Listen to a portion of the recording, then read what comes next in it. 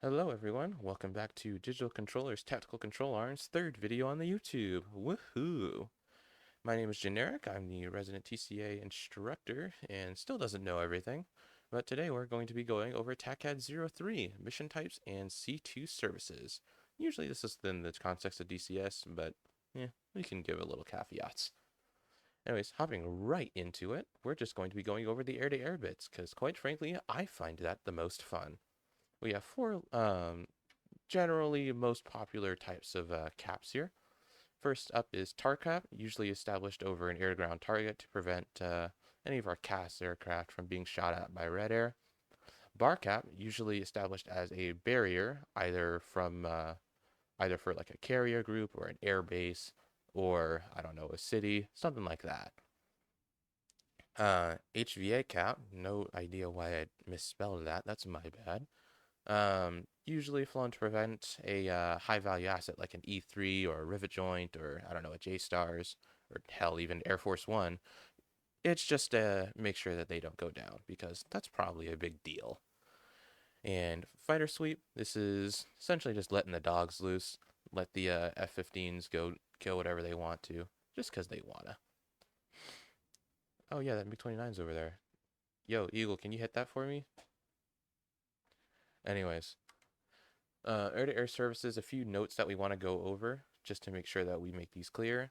Just because air-to-air is a very dynamic environment because you have two jets that are moving at Mach 2 over your screen and they can move very quickly, very fast. So you need to give accurate, detailed, and effective information to make sure that these hostile aircraft can be targeted effectively and make sure that they are communicated as targeted. And also another thing that we need to mention, just because the F-15, well, in the F-15C does not carry any bombs, that doesn't mean it's immune to SAMs. So even if you're running intercepts, always be sure to keep an eye out for SAMs. Because trust me, I have lost way too many jets to that, and I'm still working on it. Oh Lord. I'm very sorry to whoever was running Dogflight, by the way. I didn't mean it. Anyways, moving on to the air to ground stuff. This is a little bit more boring for us controllers, but it'll be more fun for the pilots. But these are the general types of tasking that you'll see within DCS. First up is strike. Wow, my name's in there. That's cool. Just generic name for any sort of pre-planned strike. If you ever seen like alpha strikes or strike packages where they're just going out to, I don't know, hit a building, factory, I don't know, refinery, something like that. That's generally all falling under the umbrella of strike. Battlefield air interdiction. This is usually against like some sort of tactical targets like tanks, APCs, I don't know, forward operating base, something like that. It's usually against targets that aren't an imminent threat or like aren't actively engaged with, I don't know, blue ground forces or anything like that. But it's essentially like a preemptive strike. Close air support is when BAI gets a little bit close. This is usually in direct support of troops on the ground, usually controlled by either a FAC-A or a JTAC. It's essentially hitting those same tanks, APCs, and IFVs, except now they're shooting at our friends. Or they might not be shooting at our friends yet, but they're in, as it says here, close proximity.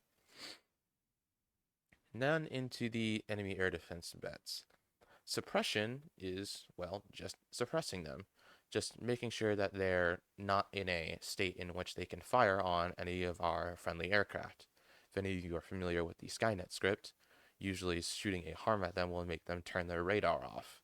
This counts as suppression, but in the case that the harm does not hit the emitter, it would only be considered a suppression.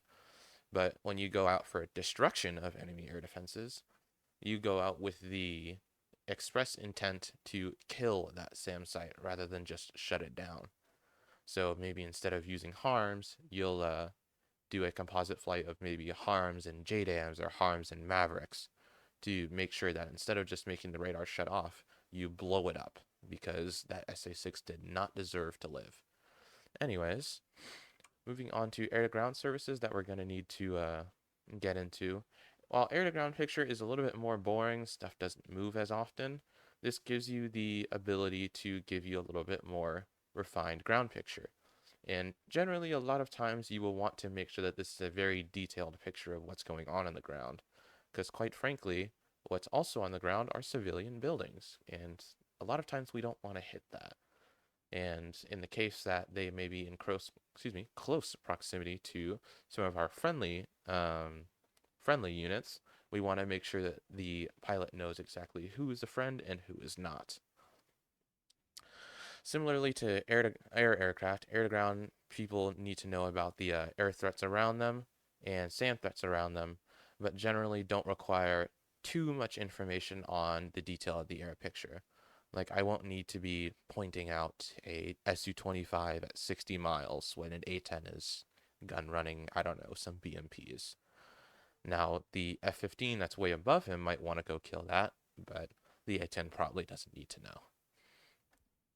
Or, well, maybe in the case that there's a Su-27 5 miles away from them, then you might want to let them know. This is more or less something that's up to controller's discretion, but just think about it for a second, and I feel like you'll understand. So, if anyone has any questions over the last 3 videos, go ahead and post them in the comments here. I'll try to get our wonderful syntax to get on them, if unless he gives me access to the DC YouTube channel. But until that happens, he'll have to deal with them, and no question is a bad question. Just make more work for him, buddy.